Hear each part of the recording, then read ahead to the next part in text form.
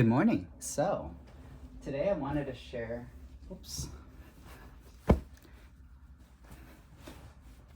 Good morning. So today I wanted to share with you a few hand sewing projects that I've been working on over the course of the last few months, and why I'm super happy to be hand sewing some things for my guinea pig cages now, as opposed to just going out and buying them.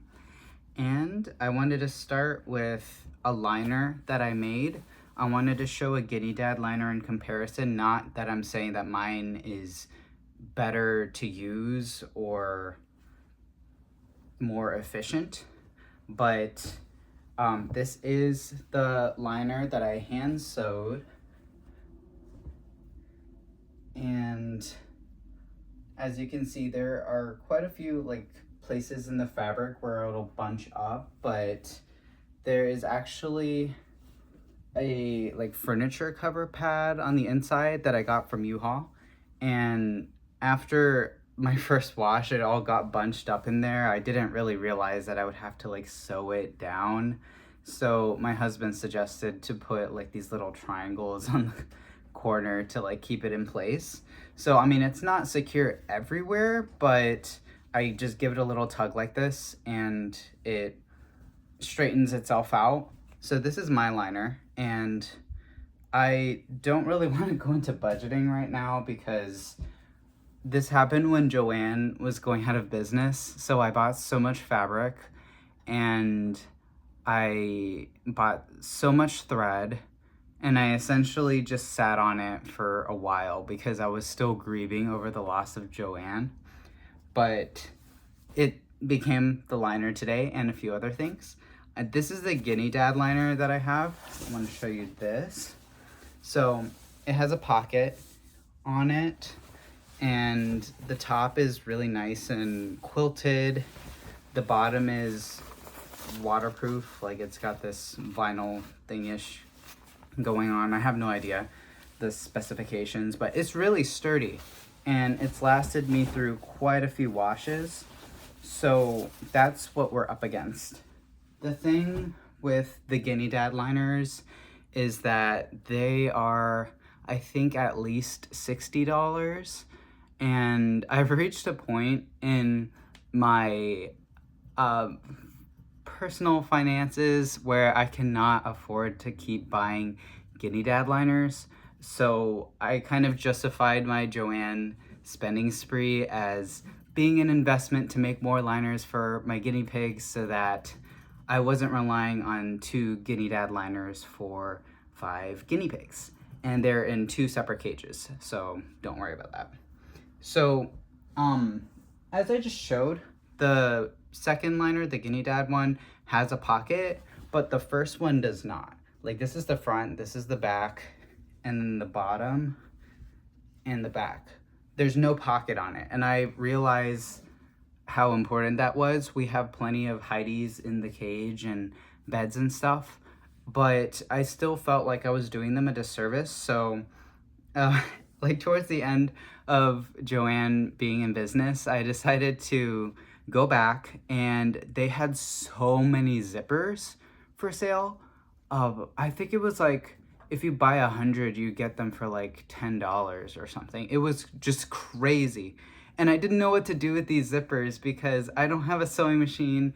And I got home and I realized the instructions were for put this zipper foot in here and blah, blah, blah, and use your machine in this way. And maybe I wasn't looking in the right places, but I could not find a tutorial to hand sew a zipper. I know theoretically that you could just use the same techniques to hand sew a zipper onto something as opposed to machine sewing it, but my brain just wasn't thinking that way. So the zippers also sat in a little drawer for a while. And then I decided to use some of this other fabric that I got. It looks like this. And I made a little portable pocket, and essentially I put the zipper on the back and kind of covered it up. It's an invisible seam one, but obviously you can see it. So it was one of my first little pockets that I made. So what I do is I unzip it like this, and then I put one of the GuineaDad pad liners inside of my little zipper thing, and I want to show you what this does. So I place this inside. Sorry, this is kind of happening off camera. I don't have a tripod or anything. I zip it back up. So now it's nice and secure in there. And then I put a layer of the same fabric on top and I sewed it down, like I hand sewed it down. And they can just go in there and spend time in there and have all the fun they want. And it's like a little bed, but it has a nice pad inside for all of their accidents and toilet trips. And that's just a little bit of what I've been up to. I actually made another little portable pocket thing recently, and I wanted to show you my cage liner and then actually a really big pocket that I made yesterday in action. So I'm gonna show you. Oh, and then actually you'll be able to see a different project that I finished yesterday. But this is the liner that I have in this cage. It's a little bit dirty just because with guinea pigs you can't really clean up every single little bit of hay unless you put it through the wash, and I just washed this recently. There is Kobe Jack in the little hut, and this brings me to actually another hand sewing project I did. So this is a little cloud that I made for them. I backstitched it and I filled it with this like little, I don't know, like polyfill essentially. And they actually really love the cloud. So I just put it like in the cage like this, and they kind of dive under it for cover sometimes. Then this is the huge pocket that I made yesterday. There's Pumpkin. And this is also like a nice absorbent pad liner that I got from Amazon a while ago, so I wasn't using it anymore. It was pretty non-absorbent, but I figured for the purpose of using it as a pocket bottom that it would be just fine. And that's the big pocket in action, but I have another pocket down here, and nobody's in it right now, but don't worry, I'm literally about to clean this cage. I just figured I should update some people on what's been going on. So yeah, I just wanted to share that with you today. If you have guinea pigs or small animals and you feel a little bit daunted by the hand sewing process, if you are able to learn it, I highly suggest learning hand sewing because it not only helped with making guinea pig accessories for their cages, but it also helped me make my own bag. And I guess I could go in depth for my process for either making the pocket or the liner or my own bag at some point, but I just wanted to put this out there. I feel like there's not a lot of accessible tutorials out there for how to use hand sewing for things other than mending clothes, historical reenactment garments, and that sort of thing.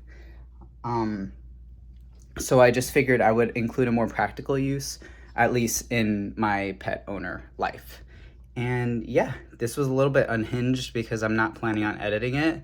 So I hope you enjoyed this content, and if you liked seeing the guinea pigs or want to watch more of them, head over to my channel that I share with my husband. It's called CavyCat. That's CavyCat. And there you'll be able to see my 5 guinea pigs, or our 5 guinea pigs, and the 2 cats that we have as well, Crab Rangoon and Saoirse. So I will see you later. Take care.